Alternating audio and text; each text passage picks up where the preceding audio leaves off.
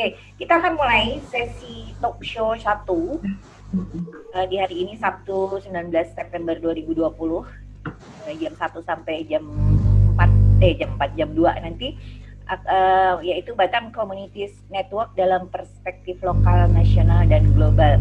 Akan dipandu oleh moderator sahabat saya Mbak Vina Apriliani. Iya. Oke, terima kasih. Terima kasih Mbak Ade selaku MC. Ini mohon maaf agak sedikit melenceng waktunya 10 menit lebih lambat. Baiklah, langsung saja. Assalamualaikum warahmatullahi wabarakatuh. Selamat siang. Mohon maaf suara saya jelas ya? Jempol? Jelas? Oke. Selamat siang, salam sejahtera untuk kita semua. Yang saya hormati tamu undangan dan panitia Batam Communities Network. Pada siang hari ini kita memasuki talk show yang pertama, dan tadi pagi kita sudah menyaksikan launch opening dari Batam Communities Network.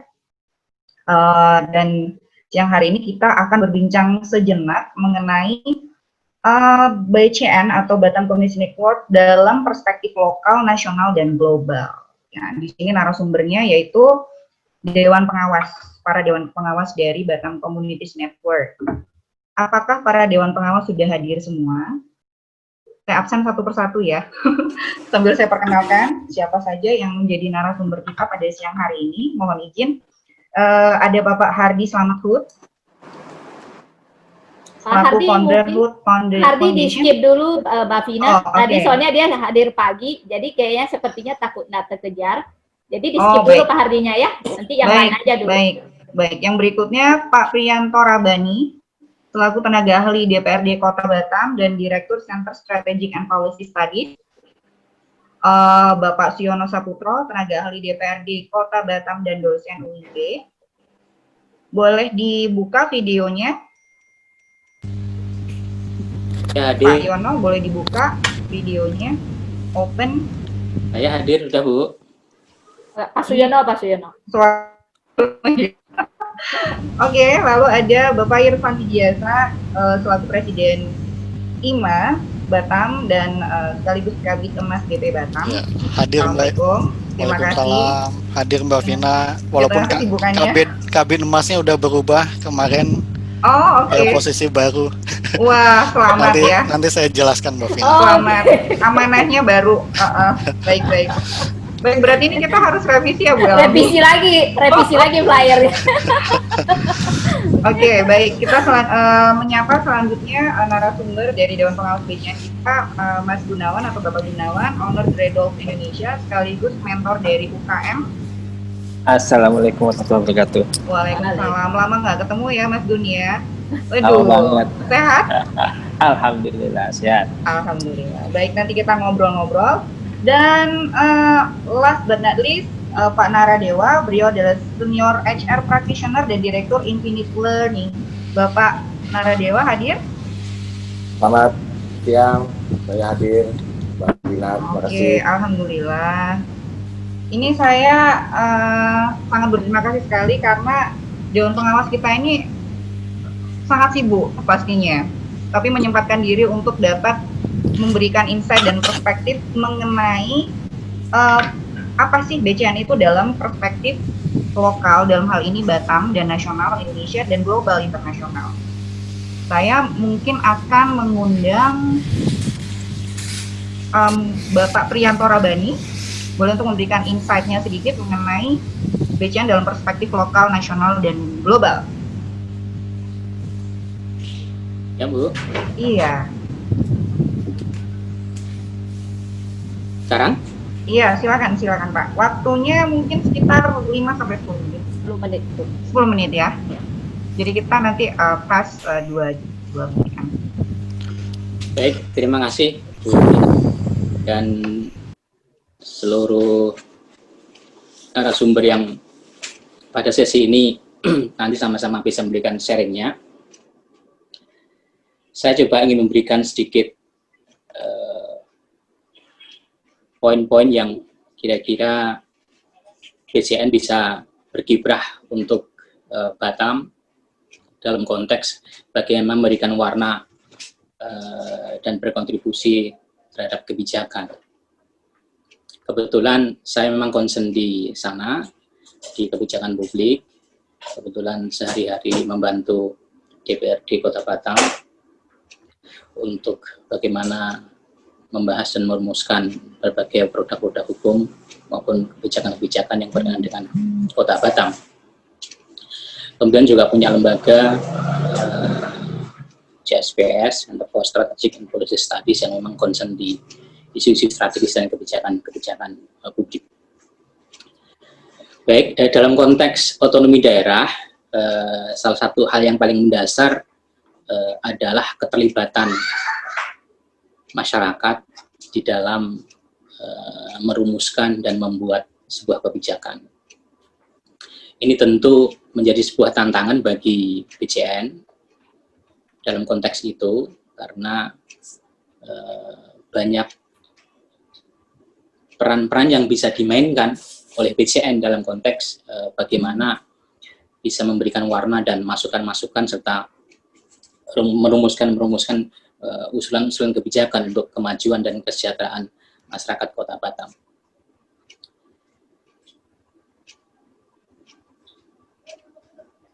BCN dengan berbagai potensi yang berhimpun di dalamnya, komunitas-komunitas yang dengan berbagai latar belakang, tentu merupakan sebuah potensi yang sangat besar, sangat luar biasa, yang kalau ini bisa terus dikapitalisasi menjadi sebuah potensi produktif dan positif, maka saya yakin BCN bisa memberikan kontribusi yang baik bagi perkembangan dan kemajuan Kota Batam. Sambil contoh, berdasarkan data yang saya dapatkan dari teman-teman Magister Administrasi Publik UGM beberapa bulan yang lalu, itu kunjungan wisatawan di Kota Batam tahun 2019 adalah nomor 2 di Indonesia di bawah Bali. Tapi menurut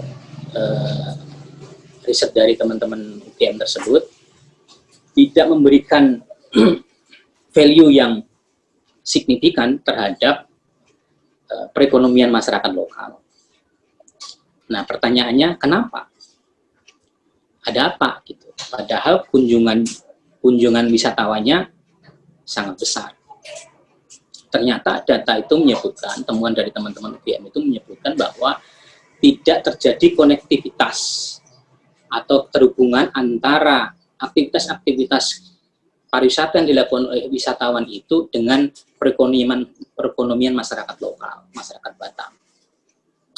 Sebagaimana yang terjadi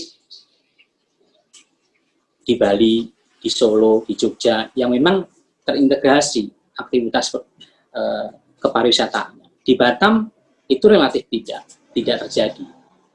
Ambil contoh, destinasi yang dikunjungi wisatawan di Batam adalah destinasi yang notabene adalah destinasi miliknya investor asing, hotel, resort, yang itu akhirnya tidak secara langsung memberikan dampak, ya, tidak memiliki dampak terhadap masyarakat lokal, kalaupun ada sedikit sekali, kecil. Beda dengan, mohon maaf, yang terjadi di Bali, di Jogja, di daerah-daerah lain yang memang mengintegrasikan seluruh potensi itu.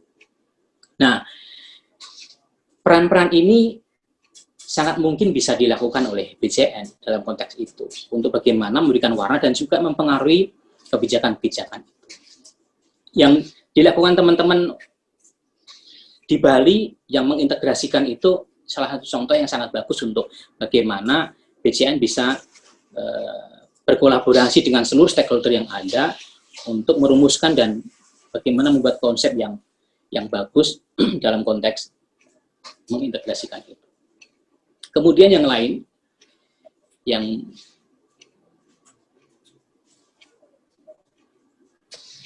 wisatawan yang datang ke Batam, terutama yang luar negeri, mayoritas didominasi oleh Singapura dan Malaysia.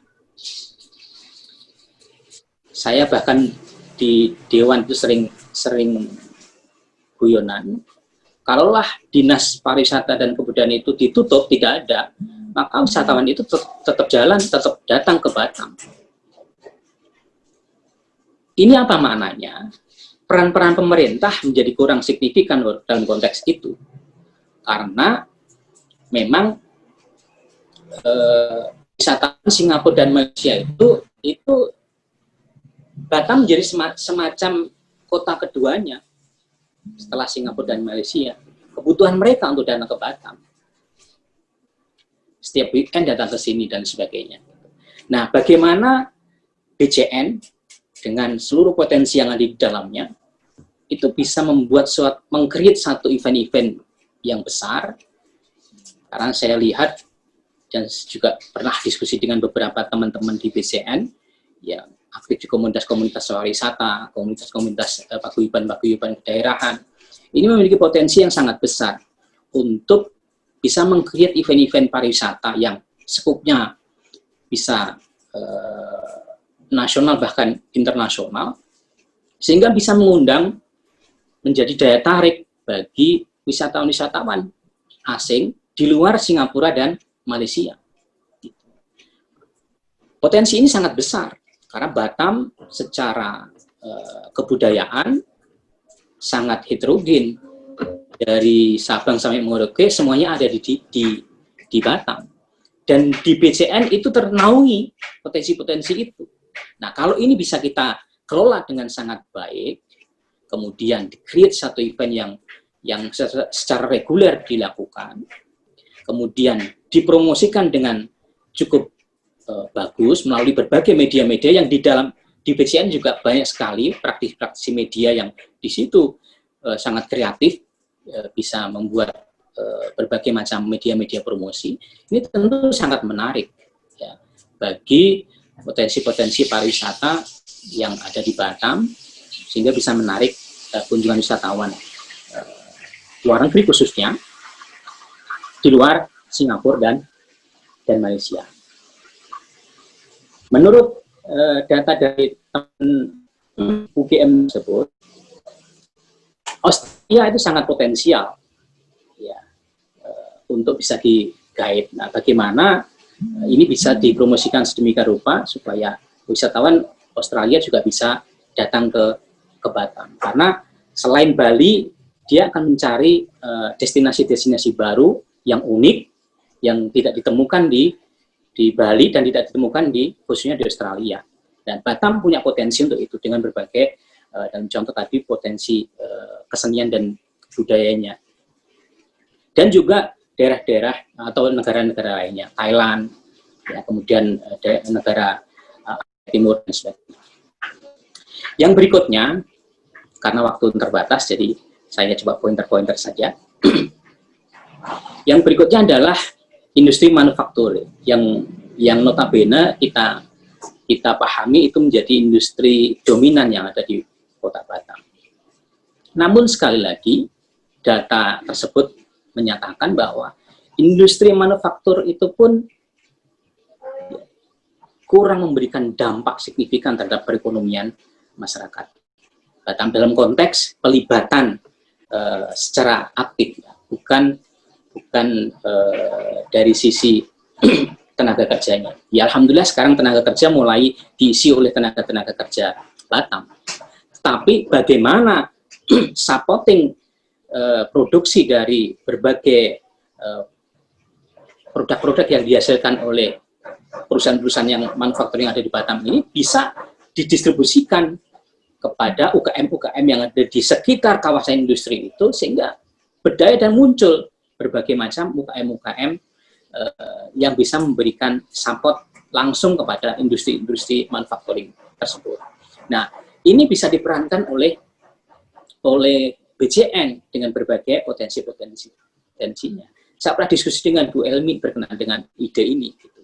Ya, di Mukakuning contohnya sangat banyak potensi-potensi yang itu bisa digali. Dulu saya punya teman di Shimano, itu pertilan-pertilan kecil yang memang kalau dikerjakan di perusahaannya itu cost-nya cukup besar, dia distribusikan ke masyarakat di sekitar kawasan Muka Kuning yang di situ tidak membutuhkan teknologi dan skill yang tinggi, sehingga akhirnya ada kontribusi langsung dan bisa berdaya masyarakat di sekitar kawasan industri. Dan ini kalau dikelola, kemudian diinisiasi secara bagus, tersistem, ya, terkelola secara baik, saya yakin.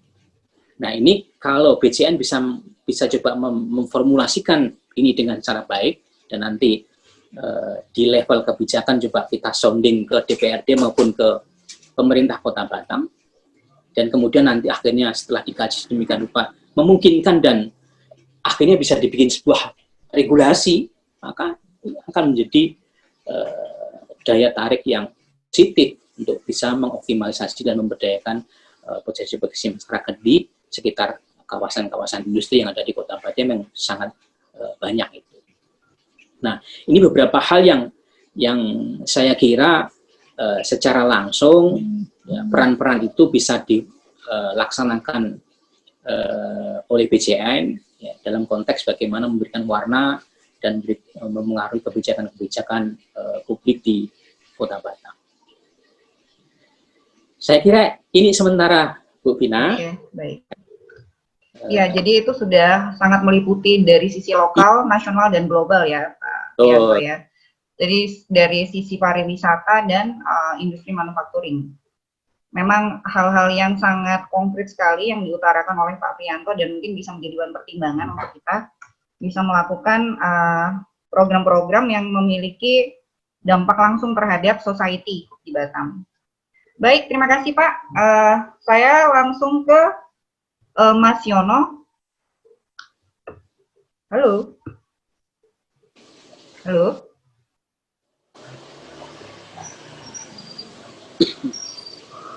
Halo Mas Yono, bisa dengar suara saya? Halo.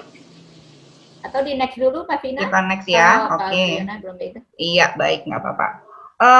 Kita langsung ke Mas Irfan aja. Oh, ya. ada. Oh, sudah terdengar suaranya. Okay. Saya mimpin sidang skripsi sebentar. Oke. 5 menit lagi saya balik ya. Boleh. Ya. Saya langsung ini ya. Ya, siap. Ini hari ini lagi kejar tayang ini ya. 50 mahasiswa harus di sidang hari ini. Siap. Nanti nyali bentar. Oke, nggak apa-apa. Lapor lagi. Kemudian lagi saya ini. Oke, siap. Jangan menghilang ya. Nah. Oke, lanjut ke Mas Irfan mengenai perspektif lokal, nasional dan global. Mungkin dari sisi yang berbeda, tadi Pak Priyanto sudah memaparkan mengenai dari sisi pariwisata, industri manufacturing yang mungkin kita bisa menjadikan bahan pertimbangan untuk program-program dari BCN ke depan. Boleh diberikan insight-nya, Mas Irfan? Silakan, mungkin dari sisi marketing. Makasih banyak Mbak Vina. Assalamualaikum warahmatullahi wabarakatuh. Waalaikumsalam. Selamat siang, salam sejahtera, namo buddhaya, salam kebajikan. Senang sekali saya Irfan Widiasa mewakili Indonesia Marketing Association Batam. Siang ini bisa bertemu dengan Bapak Ibu teman-teman semua. Semoga semuanya sehat walafiat dan selalu menjaga protokol kesehatan. Karena hal itu yang paling penting, menjaga kesehatan agar kita bisa menjaga perekonomian. Bapak Ibu, teman-teman sekalian, dari IMA Batam dan juga teman-teman di IPAM Batam sangat concern dengan upaya-upaya untuk membantu masyarakat bisnis, termasuk juga dalam situasi pandemik saat ini. Kebetulan anggota kami juga adalah hampir semuanya praktisi bisnis dari berbagai macam ragam industri yang latar belakangnya beda. Dengan adanya pandemi, teman-teman di IMA juga sangat merasakan dampaknya terhadap bisnis masing-masing. Apalagi bidang bisnis anggota IMA itu beragam, mulai dari bidang-bidang yang paling terpukul di pandemik ya, seperti pariwisata, travel, kemudian bidang-bidang usaha yang high touch istilahnya, usaha yang banyak persentuhan ya, seperti beauty clinic, yoga, jet ski dan sebagainya, sampai bidang-bidang lain seperti media, pendidikan, bahkan distributor rokok juga ada, transportasi online dan semuanya gitu. Termasuk ada public speaking juga. Nah, jadi kami telah melakukan beberapa upaya untuk membantu masyarakat dan bisnis ini. Salah satunya kita pernah mengadakan di awal pandemik webinar tentang pariwisata di Batam, bagaimana untuk membangkitkannya. Kemudian setelah 6 bulan pandemik masih juga terjadi dan memaksa kita harus di rumah, kita adakan lagi webinar tentang waktunya ekonomi dari rumah ya. Selain itu kita juga aktif setiap minggu, setiap hari Senin mengisi berbagi tips dan inspirasi marketing di harian Tribun Batam. Alhamdulillah sudah edisi ke-14. Nah, Bapak Ibu, teman-teman yang berbahagia, pada kesempatan yang singkat ini saya akan menyampaikan 3 hal nih tentang bagaimana peran BCN dalam perspektif lokal, nasional dan global ya. 3 hal. Pertama, saya akan cerita dulu tentang sejarah Batam, kemudian yang kedua rencana Batam ke depan, dan yang ketiga apa peran BCN untuk mendukung pengembangan Batam. Baik, kita masuk ke bagian yang pertama. Kita tahu posisi Batam sangat strategis, hanya 20 km dari Singapura, dan Batam itu berada di tepi Selat Malaka yang merupakan selat perdagangan dunia. Tiap tahun tidak kurang dari 60.000 kapal melintas Selat Malaka di depan Batam ini. Nah, untuk itu karena posisinya sangat strategis, Batam dari awal itu dikembangkan dengan tujuan yang sangat besar ya, yaitu menjadi lokomotif ekonomi nasional, pusat pertumbuhan ekonomi regional yang memberikan kesejahteraan bagi daerah di sekitarnya.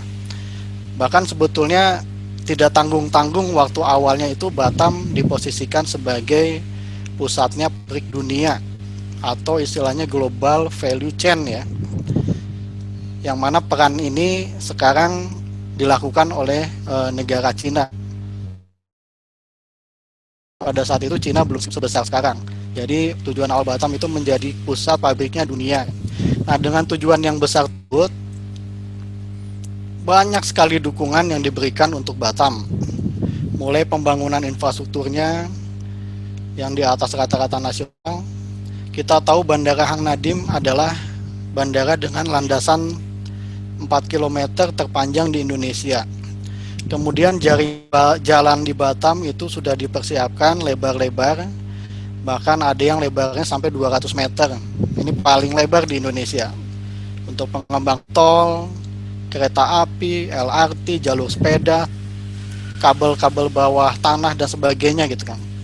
Kemudian juga Batam dibuat waduk-waduk penampung air hujan dan pembendung laut, karena aslinya Batam ini kurang cocok dikembangkan sebagai kota besar karena daya dukung airnya. Kemudian Batam mempunyai akses yang luar biasa. Kita punya 7 terminal feri internasional yang memudahkan hubungan kita dengan Singapura, dengan Malaysia, memudahkan turis-turis datang ke Batam. Belum cukup itu, tanah Batam juga dijadikan tanah negara. Bahkan perencanaan Batam juga betul-betul jadi prioritas pemerintah pusat. Jika di kota lain, rencana tata ruang diatur dengan perda, maka di Batam selain dengan perda, langsung juga diatur oleh peraturan presiden. Jadi luar biasa sekali dukungan yang diberikan kepada Batam. Nah, Bapak Ibu, teman-teman, dengan berbagai dukungan tersebut, Batam berhasil tumbuh dengan pesat. Pertumbuhannya selalu di atas rata-rata nasional, dan juga perekonomian Batam tahan banting terhadap berbagai krisis. Misalnya saat krisis ekonomi 2008, krisis moneter 98, Batam hanya perlu waktu 1 tahun untuk bangkit dan kembali di atas rata-rata ekonomi nasional. Bahkan di tahun 91 sampai tahun 97, pertumbuhan ekonomi Batam mencapai 17% ya. Ini angka yang luar biasa, ini rekor. Ini sebagai pelajaran kita. Namun memang dalam 6 tahun terakhir ini pertumbuhannya cenderung stagnan, bahkan menurun. Nah, kenapa? Tadi disampaikan juga oleh Pak Prianto, betul sekali. Selama ini Batam ditopang oleh industri manufaktur, yaitu galangan kapal dan elektronik ya. Ini dua ini sumbangannya sangat besar terhadap ekonomi Batam, tidak pernah kurang dari 54%. Nah, jadi yang bagian kedua, bagaimana Batam ke depan, di mana sehari-hari sebelumnya saya di BP Batam sebagai Kabid Emas ya, ekonomi makro dan sektor strategis. Tapi hari kemarin sudah ada tugas baru. Di situ kita mengembangkan Batam harus ditambah sektor-sektor strategis ke depan. Yang memang kita tahu pariwisata, ekonomi kreatif dan sebagainya sudah ada. Namun kontribusinya terhadap ekonomi Batam memang masih kecil gitu.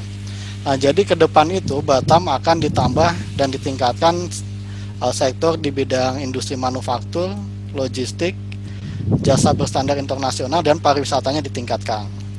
Di dalamnya nanti ada industri 4, industri MRO, e-commerce, medical tourism, world class university, pariwisata halal, dan juga menambah destinasi wisata baru. Saat ini BP Batam juga sedang coba kembangkan ada 22 aset untuk menjadi destinasi wisata juga.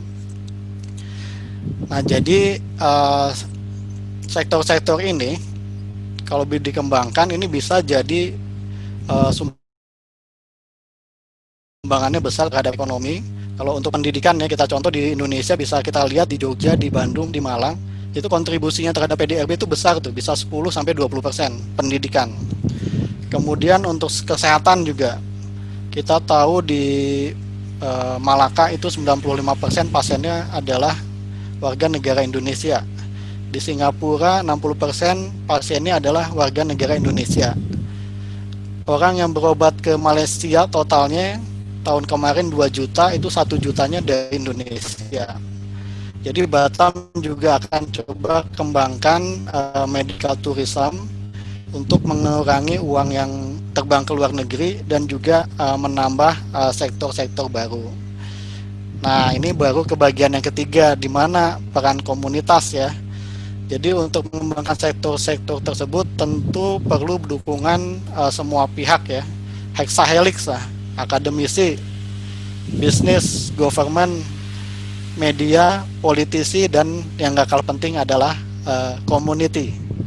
Karena komunitas ini luar biasa, mereka itu mempunyai idealisme, passion yang luar biasa, bahkan tak jarang mewakafkan hidupnya ya demi komunitas yang digelutinya karena kecintaannya gitu. Belum lagi networkingnya, knowledge-nya. Jadi peran komunitas sangat penting dan BCN ini menghimpun komunitas ini luar biasa. Semoga semua kelebihan-kelebihan, semua tenaga, semua pemikiran, biaya, jaringan, kreativitas dari semua komunitas di Batam ini melalui BCN akan betul-betul menjadi mesin pendorong yang super agar Batam bisa sesuai tujuan awalnya menjadi lokomotif ekonomi nasional, pusat pertumbuhan ekonomi regional yang memberi kesejahteraan bagi masyarakat. Mari kita bergerak bersama, bersama kita bisa, banyak tangan meringankan kerja. Sekian. Assalamualaikum warahmatullahi wabarakatuh. Waalaikumsalam warahmatullahi wabarakatuh. Sangat komprehensif sekali. Jadi banyak sektor strategis yang menjadi PR kita bersama yang bisa dilakukan bersama. Jadi memang betul kalau kita bersama-sama bergotong royong, mungkin goals yang besar tadi bisa menjadi hal yang tidak terlalu berat untuk direalisasikan. Gitu ya, Mas Irwan. Baik, selanjutnya saya mengundang Pak Gunawan, boleh memberikan insight dan perspektif mengenai BCN secara lokal, regional, atau nasional, dan global. Boleh diberikan sedikit insight-nya, silakan. Ya, Assalamualaikum warahmatullahi wabarakatuh. Terima kasih waktu dan diberikan kepada saya. Dan menarik apa yang disampaikan oleh Pak Priyato Rubani sama Mas Irfan. Ini menarik sekali. Nah, kebetulan saya di bisnis dan semenjak 2019, tambah lagi COVID tahun ini, jadi memang tantangannya luar biasa. Walaupun di sisi kalau di perusahaan kami itu minimize tidak ada pengurangan karyawan, tapi tetap bisa berjalan. Dan di satu sisi selama ini saya juga jadi mentor untuk beberapa komunitas seperti komunitas tangan di atas, kemudian OKOC, dan alhamdulillah kita coba bantu teman-teman ini supaya bisa tumbuh minimal bisa survive. Dan alhamdulillah dengan cara di mentoring teman-teman yang sebagian besar di atas 50-60% itu udah mulai tumbuh. Dan data awal dan data akhir kita coba kumpulkan, alhamdulillah mulai bisa tumbuh, dan ini juga bisa membantu pemerintah. Kemudian, nah yang menarik ini adanya BCN, dan ini mudah-mudahan nanti ke depan BCN itu bisa memerankan perannya yang sentral, karena di BCN ini saya lihat semua teman-teman dari pemerintahan, kemudian dari akademisi, dari teman-teman komunitas, dan semua kawan-kawan yang punya jadi stakeholder di BCN ini itu tergabung di sini. Jadi ada beberapa yang mudah-mudahan bisa dimainkan oleh BCN ke depan secara bagus, yaitu titik berat saya BCN itu sebagai hub atau connecting buat semua. Yaitu misalnya yang pertama adalah connecting atau hub untuk connecting atau hub untuk stakeholder siapa aja, yaitu di bidang teman-teman hub untuk komunitas kawan-kawan yang semua komunitas yang ada, baik komunitas bisnis, paguyuban ataupun komunitas-komunitas yang lain.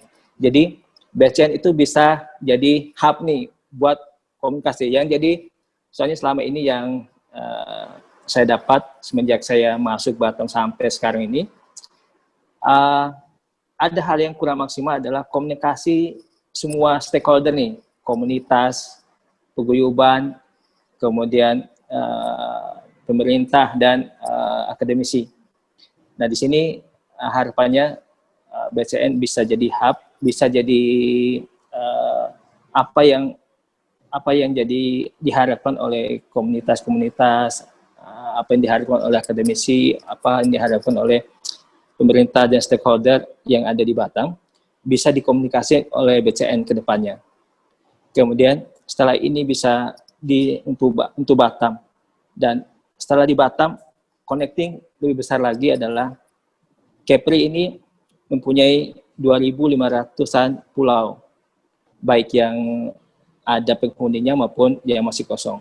Nah ini juga harapan kita bisa jadi connecting, bisa jadi hub yang Batam dengan pulau, karena tingkat ekonomi saudara kita yang ada di pulau juga untuk saat ini tidak begitu bagus. Jadi sebagian bagus, sebagian besarnya lagi nelayan kita juga kondisinya tidak begitu bagus, sehingga dengan peran penting yang ada di Batam untuk connecting dengan saudara-saudara kita yang di pulau-pulau ini, itu untuk meningkatkan ekonomi yang di pulau. Jadi kalau ini bisa jadi BCN bisa berperan sebagai connecting antara setelah dalam Batam sendiri di connecting, sebagai hubnya, maka dilebarin lagi Batam untuk Kepri, Batam untuk 2.500 pulau, atau minimal berapa pulau dulu untuk awal. Dan ini sangat berpotensi untuk membangkitkan ekonomi, membangkitkan Batam dan Kepri itu jadi sumber pertumbuhan ekonomi, sehingga bisa membantu banyak peran pemerintah di sini. Yang kalau misalnya hub ini maksimal, insya Allah peran pemerintah akan semakin ringan, akan semakin jadi pemerintah itu bisa lebih fokus pada kebijakan. BCN bisa memberikan sebagai partnernya pemerintah untuk mengelola kebijakan, dan juga sebagai partnernya semua community dan KPI untuk mengkomunikasikan dan membangun nih. Jadi bisa pertemukan di dua sisi itu. Kemudian setelah Batam apa lagi? Dan setelah Batam Kepri jadi hub, kedua adalah ketika negara-negara tetangga kita atau pemerintah pusat atau daerah lain ingin masuk ke Batam, ingin tahu apa sih potensi maksimal yang bisa didapat di Batam, mereka bisa langsung dengan connecting hub ini, mereka mendapatkan informasi yang maksimum apa yang ada di Batam dan apa yang jadi Batam itu akan menjadi daerah yang sangat menarik karena semua potensinya itu bisa dimaksimalkan melalui BCN ini. Jadi harapan ke depan BCN ini bisa jadi partnernya pemerintah untuk bagaimana kebijakan ini bisa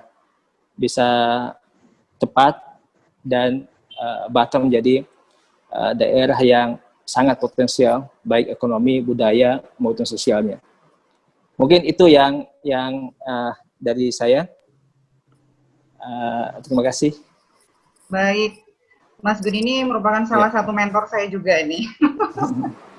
Jadi insight-nya mengenai Batam menjadi hub dan partnership pemerintah ya. Hal yang sangat luar biasa sekali yang mungkin bisa kita note bersama. Baik, di sini Pak Hardi sudah hadir bersama kita. Assalamualaikum Pak Hardi. Assalamualaikum Pak Hardi. Assalamualaikum. Waalaikumsalam. Iya Pak Hardi, sehat Pak Hardi? Saya dalam perjalanan ini ke Sekupang. Oke. Sedang menyetir atau bagaimana, bisa memberikan sedikit insight untuk kami di sini Pak? Ya, kalau nyetir ya enggak lah. Ya. Pertama saya memohon maaf karena memang jadwal jam 1 tadi saya menjemput Ustadz Abdul Somad. Dan sekarang saya sedang menuju pondok di Sekupang. Ya, tapi ini sekali lagi karena jadwal yang mungkin.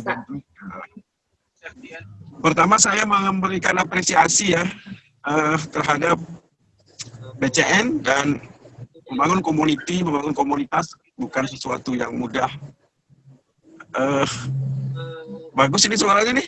Iya Pak, terdengar jelas. Apalagi ditambah komunitas yang ada embel-embel kreatifnya, ini juga satu kerja yang harus lebih kuat.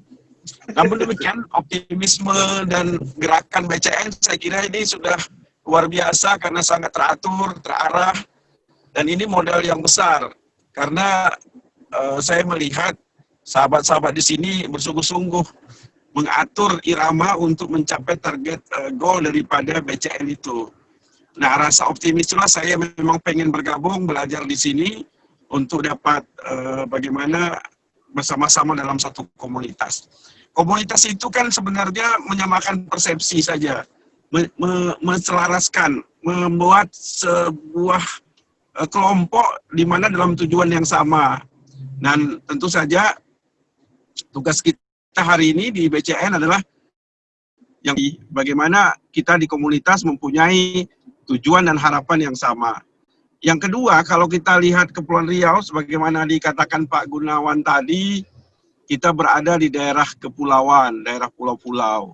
Dan kreativitasnya orang pulau ini, itu yang nggak pelajari gitulah, untuk menjadi unggulan-unggulannya. Tapi sejarah menunjukkan di daerah Kepulauan Riau yang nampak menjadi perhatian nasional, bahkan dunia, adalah kreativitas di bidang bukan karsanya, tapi rasanya. Dia bisa berpantun, bisa bersair, bisa bergurindam, itu dimulai dari hatinya gitu. Nah, kita mengambil apa ya, poin itu maksud saya untuk bergerak di membangun sebuah komunitas itu. Maksud saya adalah kembali bahwa Kepulauan Riau ini kan daerahnya terbuka sekali. Dia tidak homogen. Dia bisa menerima siapa saja. Itu bukan zaman sekarang, dari zaman dulu.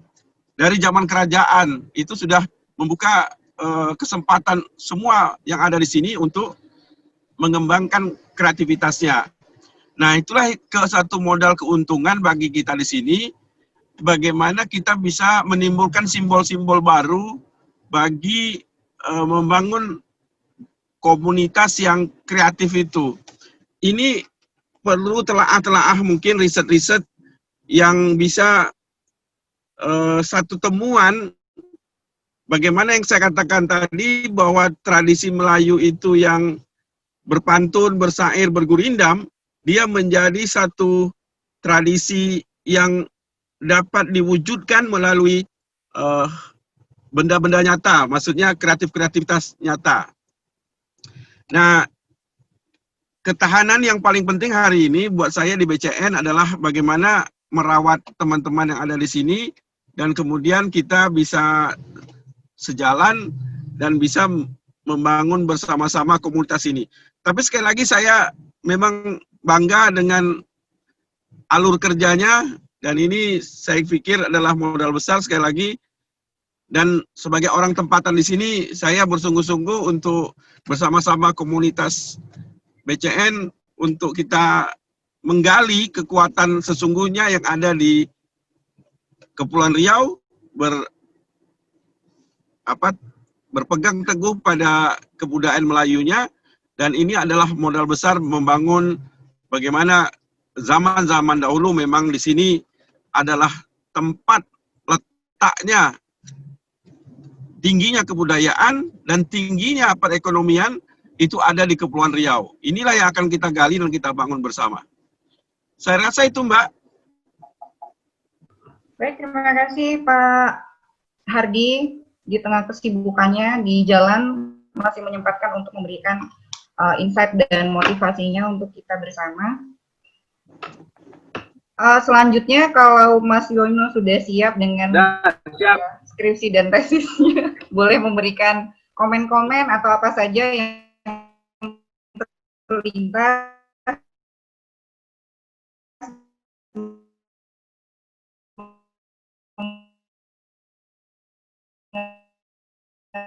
Batam Community. Apa tuh kira-kira yang terlintas, mungkin dari sisi akademisi atau dari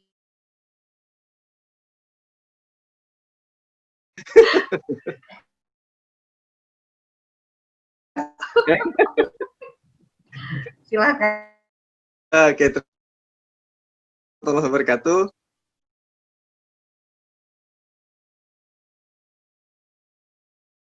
Kami para dosen memang di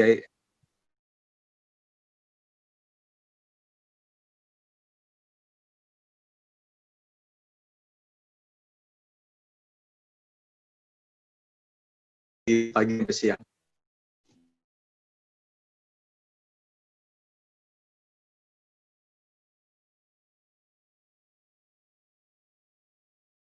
Saya juga beberapa kali mengikuti Bu Elmi launching ini. Jadi memang ini gerak, saya pikir harus didukung ya.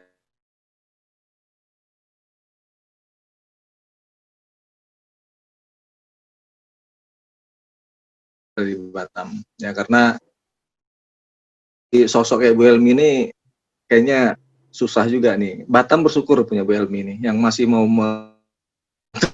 memikirkan dan memikirkan dunia kreatif di.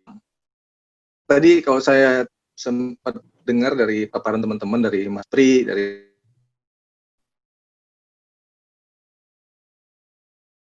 kita sebenarnya punya sama ya.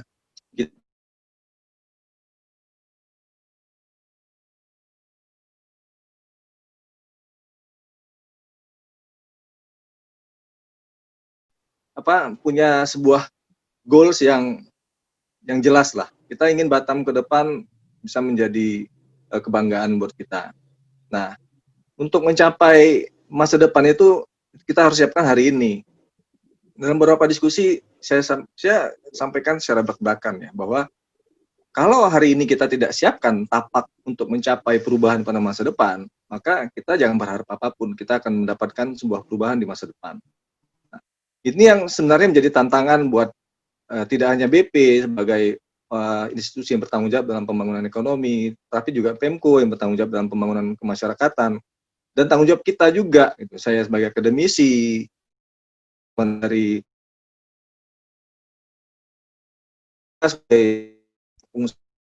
untuk kita jadi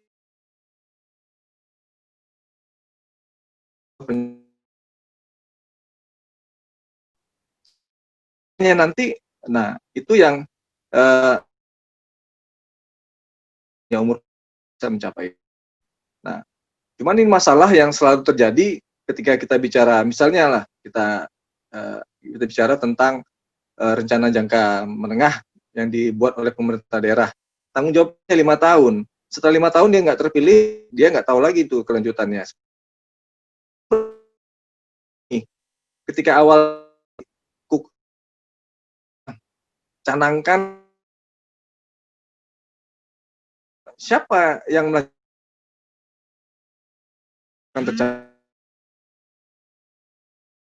memang dia tidak ya seperti bentuk dan itu pada. Nah, ini yang harus kita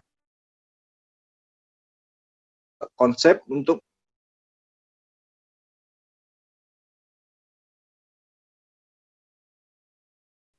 seperti apa. Nah, itu nanti kita dari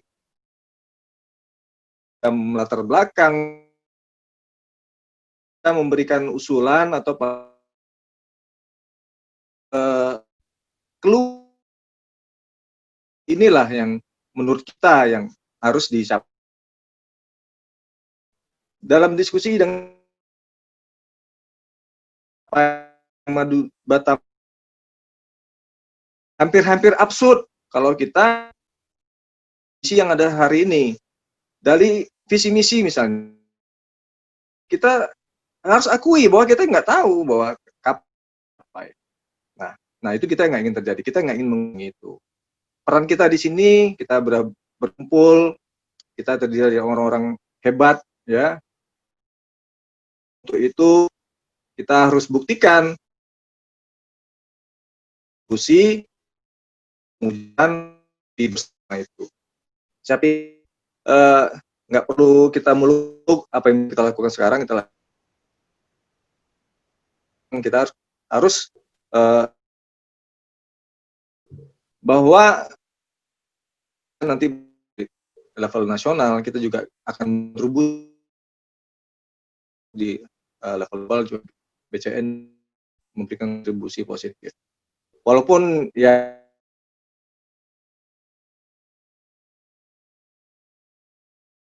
ini sebagai inisiator pengalaman yang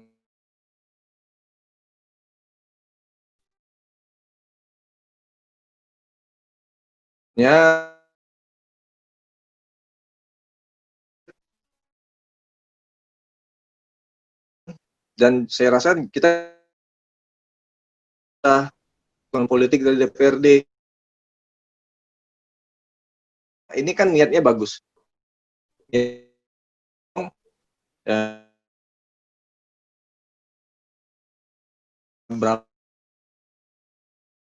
Mas Pri, bilangin ke orang-orang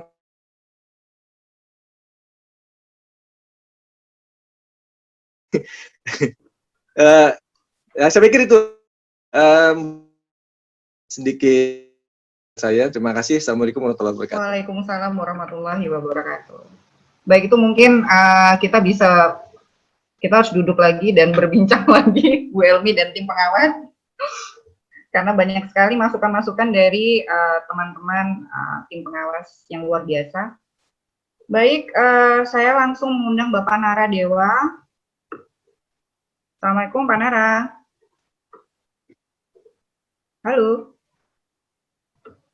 Assalamualaikum Mbak Vina, siap. Assalamualaikum Pak. Sehat? Alhamdulillah. Wah, ini background-nya off-road ya.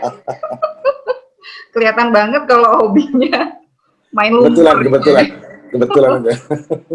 Pak, silakan Pak, monggo Pak. Langsung saja. Kira-kira apa yang ada di visi Bapak tentang BCN ini? Kira-kira langkah konkret atau masukan apa yang bisa kita realisasikan bersama, atau kita bisa membuat satu list menjadi program untuk BCN ke depan. Gitu. Silakan Pak Nara. Baik Mbak Vina, terima kasih. Ini saya dari tadi ikut mendengar pembicaraan dari sesi 1, tadi ada Pak Riki, ya, ada Pak Edi Sutrisno, kawan lama, ya, sejak zaman beliau masih jadi wartawan. Sekarang ada rekan wartawan lain yang sekarang udah menjadi akademisi luar biasa. Saya agak-agak minder juga ngomong di sini sebetulnya, karena teman saya hebat-hebat semua. Tapi ada beberapa hal yang mesti dari pembicaraan tadi yang mungkin bisa saya sedikit bukan koreksi ya, tapi sedikit menambahkan ya, bahwa sebetulnya Batam ini harus kita sadari bahwa Batam ini kan dulu dimulai dengan menjadikan pulau ini adalah pulau logistiknya perusahaan-perusahaan migas ya, di akhir tahun 70-an. Nah, inilah sebetulnya kemudian cikal bakal menjadi free trade zone ya. Waktu itu masih dikatakan dibikin temporary solution menjadi bonded warehouse. Kemudian itu yang kemudian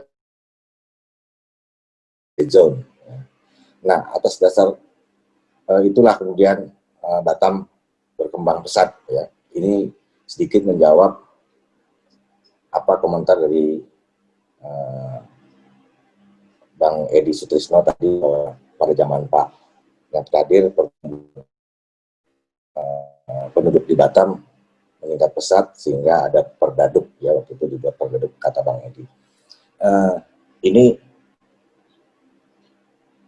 karena pada waktu itu pertumbuhan ini tidak lepas dari pertumbuhannya kawasan industri di Muka Kuning di Batam ini, di mana industri itu demikian cepatnya tumbuh, membutuhkan karyawan yang sangat banyak, sehingga karyawan itu didatangkan dari luar Batam. Jadi pertumbuhannya bukan karena beranak pinak ya, tapi kita datangkan, kita import itu dari luar Batam. Nah, kemudian terkait dengan Pak Prianto tadi ya, mengenai pariwisata. Saya juga sedikit berdiskusi panjang dengan Bang Edi yang sekarang aktif di Batam Tourism Board ya. Saya mengatakan bahwa, beliau mengatakan bahwa memang Batam ini angka kunjungan wisatawannya nomor 3 terbesar di Indonesia. Tapi menurut saya angka itu sedikit bias ya, karena sebetulnya Batam sebagai kota industri yang banyak datang itu bukan wisatawan, tapi pekerja. Ya, kalau ini diakui juga, kita, Mbak Vina sendiri mungkin bisa tahu berapa banyak kitas yang diurus oleh Mbak Vina untuk orang-orang asing. Ya. Dan kementerian, ini agak ironis juga memang, Kementerian Tenaga Kerja sampai sekarang masih di tempat untuk membangun balai latihan kerja, yang akhirnya kami di Kabil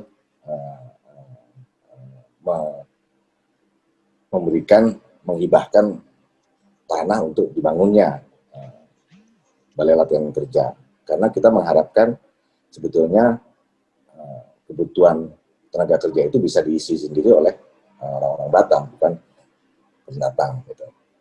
Nah, jadi ini beberapa hal yang mesti diluruskan supaya kedepannya kita lebih mudah. Pertumbuhan Batam itu seperti apa? Karena kalau kita bicara komunitas, saya membidani ada 2 organisasi, ya. Pertama organisasi motor, ya, Ikatan Motor Indonesia, waktu itu belum ada di Batam, belum ada di Kepri. Saya membidani lahirnya tumbuhnya Ikatan Motor Indonesia itu ada di sini. Kemudian juga kegiatan organisasi panjat tebing, karena orang-orang yang punya hobi di situ juga mesti disalurkan. Nah, sekarang di musim pandemi ini kita lihat tadi ada siapa yang mengatakan bahwa Pak Irfan, saya rasa, ya, karena datanya dari BP Batam cukup lengkap, ya. Tapi saya mesti sedikit tambahkan bahwa memang daya tahan Batam cukup kuat, ya. Tapi kuatnya itu karena apa? Karena pada 2 periode krisis yang lalu itu tidak menyentuh krisis industri di bidang penunjang migas, ya. Tetapi di 5 tahun terakhir ini betul-betul industri migas terpukul karena jatuhnya harga minyak. Nah, ini yang membuat Batam betul-betul jatuh karena memang menurut pengamatan saya bahwa industri migas ini membuat multiplier efek ekonominya sangat luar biasa, ya. Karena penghasilan para pekerja itu jauh melebihi rata-rata sektor ekonomi yang lain. Nah, ini juga harus menjadi catatan karena sekarang kita sudah beralih ke dunia digital. Orang digital bilang industri manufaktur itu industri konvensional jadinya, jadi ketinggalan zaman. Tetapi bagaimanapun juga itu masih diperhitungkan di dalam perekonomian kita. Nah, jadi ini yang harus kita selalu harus bisa melihat kebutuhan kita dengan kemampuan kita. Ya, memang kita bisa saja maunya banyak, ya, bisa mau semua, ya, tetapi kita harus realistis bahwa sekarang kita mau prioritaskan kemana. Ya. Pada 5 tahun terakhir ini industri penunjang migas benar-benar terpukul sehingga hampir seluruh pekerjanya pulang kampung, ya, karena di sini dia tidak memiliki kompetensi lain selain misalnya bekerja di bidang pengelasan, ya, welding, dan sebagainya, gitu, ya. Nah, jadi ini yang juga jadi sedikit masalah. Nah, sekarang bagaimana kita dihadapkan pada dunia modern, dunia digital. Ada Pak Donald di sini yang sangat ahli, ya, bicara tentang digital. Nanti pada kesempatan lain mungkin kita bisa diskusi lebih banyak tentang ini, gitu. Nah, ini juga jadi tantangan kita. Saya terus terang salut kepada Ibu Elmi yang sudah tidak kenal putus asa menyatukan kita, ya, dengan BCN ini, ya, Elmi. Tetapi ini menjadi ketakutan saya, ya, karena akan banyak orang Batam nanti yang mengharapkan peranan BCN ini sendiri, gitu. Jangan sampai kita melempem di jalan, gitu, Bu Elmi. Ya. Jadi itulah harapan saya, bagaimana kita bisa BCN ini bisa berperan, ya, lebih banyak untuk Batam kita ini. Demikian Mbak Vina yang bisa saya sampaikan. Baik, Pak Naradewa, terima kasih banyak atas insight-nya. Jadi dari segala sisi yang telah dikupas oleh Pak Nara, tadinya saya harus presentasi apa nih, tapi ternyata banyak sekali hal-hal yang menjadi insight dan itu menjadi kontribusi yang sangat baik untuk BCN ke depannya, karena memang kita harus mensinergikan berbagai potensi dan resource yang kita punya. Baik, karena waktu yang sangat terbatas, saya mengucapkan terima kasih banyak atas waktu dan insight-insight narasumber kita yang merupakan Dewan Pengawas dari BCN sendiri. Saya kembalikan kepada MC. Saya akhiri, wassalamualaikum warahmatullahi wabarakatuh.